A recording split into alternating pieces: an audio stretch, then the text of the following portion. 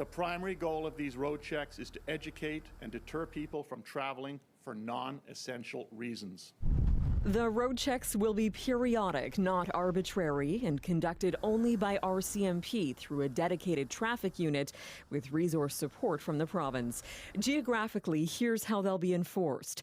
BC has been divided into 3 zones based on health authorities. Fraser Health and Vancouver Coastal are one combined region. Interior and Northern Health are also their own bubble, and Vancouver Island essentially remains the same. As for the ferry terminals, ticket agents will continue to screen passengers and local police can help when necessary. The road checks will only be set up on highway corridors connecting regional zones, not within the zones themselves.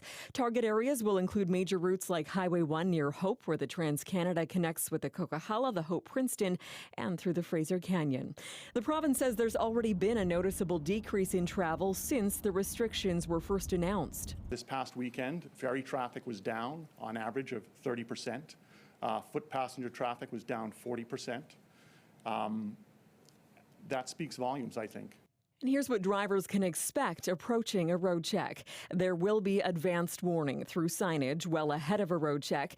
RCMP can ask for the driver's name, address, and ID, but this does not apply to passengers. Officers are not authorized to record personal information unless there's been a violation.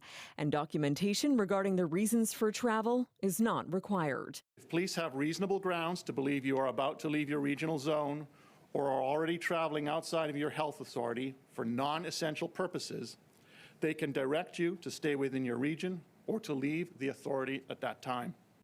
After initial pushback, the RCMP union is now supportive, saying, quote, "We are pleased this order is significantly reduced from the minister's initial enforcement-centered proposal and is focused on information and encouraging people not to travel between regions."